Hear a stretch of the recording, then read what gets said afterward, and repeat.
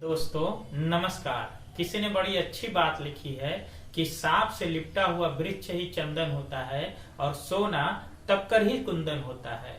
ऐसे ही एक कहानी है जिसमें एक गांव में हरिया नाम का किसान रहा करता था।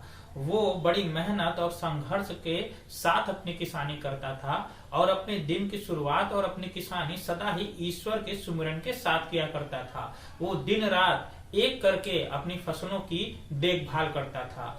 लेकिन हरिया किसान जब भी फसल बोया करता था तो कभी बहुत तेज बारिश आ जाए, कभी बहुत तेज धूप हो जाए, कभी ओले पड़ने लगे और कभी बहुत ज्यादा आंधियां भी आ जाए। हर बार कुछ न कुछ कारण से हरिया की जो फसल था वो थोड़ी बहुत खराब हो जाया करती थी और हरिया किसान बहुत परेशान हो जाता था। और हरिया किसान एक बार परमात्मा से बहुत नाराज हो गया और तंग आकर उसने परमात्मा से बोला कि प्रभु आप परमात्मा हैं, लेकिन मैं आपको बताऊं तो आपको किसानी की ज्यादा समझ और जानकारी नहीं है। अगर एक बार आप मुझे मौका दीजिए, मैं जैसा चाहता हूं वैसा ही मौसम हो जाए, फिर देखिए मैं अन्न से भंडार को कैसे भर देता हूं।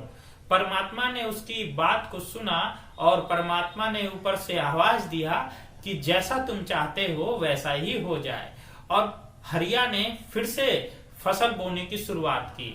हरिया ने जब चाहा तब धूप हुई, जब चाहा बारिश हुई। वो जितना धूप और जितनी बारिश चाहता था उतनी ही धूप और उतनी ही बारिश होती थी।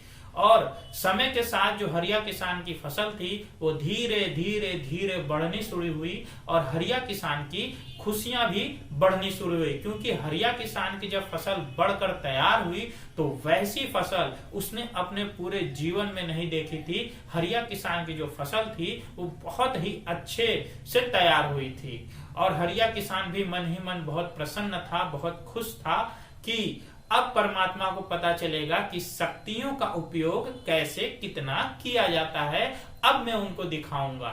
और हरिया किसान यही सोचकर फसल पकने का इंतजार करने लगा और एक दिन ऐसा भी आया कि फसल वो पकी और हरिया किसान अपने साजो सामान के साथ खेत में पहुंचा फसल की कटाई करने के लिए। लेकिन हरिया किसान जब फसल काटने के लिए चलता है तो वो फसल को देखकर चौंक जाता है, क्योंकि दोस्तों जितनी भी फसल थी उनकी बालियों में तो दाने ही नहीं पड़े थे।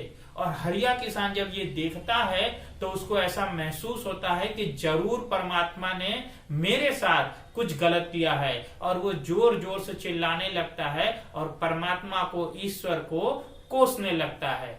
ईश्वर ने जब उसकी पुकार को सुना तो ईश्वर ने फिर से आवाज लगाई कि हरिया किसान ये तो होना ही था, क्योंकि फसल को बढ़ने के लिए, तैयार होने के लिए और उसमें दाने को पैदा होने के लिए जिन चुनौतियों का, जिन संघर्ष का उसको जरूरत पड़ती है वो तो तुमने होने ही नहीं दिया।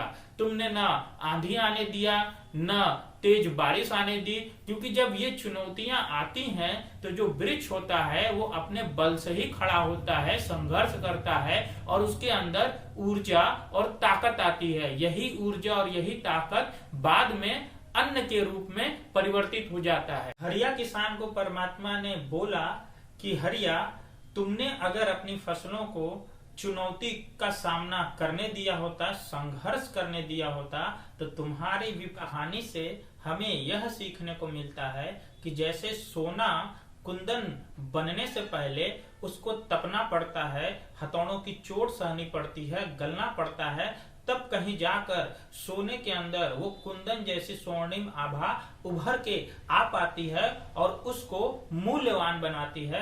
उसी तरीके से हमारे और सभी लोगों के जीवन में अगर चुनौतियां ना आए, अगर संघर्ष ना आए, तो इंसान का जो व्यक्तित्व है वो खोखला ही रह जाए। ये चुनौतियां ही हैं जो आदमी रूपी तलवार को धार देती है, उसे प्रतिभाशाली बनाती है, उन्हें गुणवान बनाती है। अगर प्रतिभाशाली बनना है तो चुनौतियों को स्वीकार करना ही पड़ेगा। तो दोस्तों आज की कहानी बस यहीं तक। मिलते हैं फिर से एक नई कहानी के साथ, बिल्कुल इसी चैनल पे, डाकिया डेली पंच।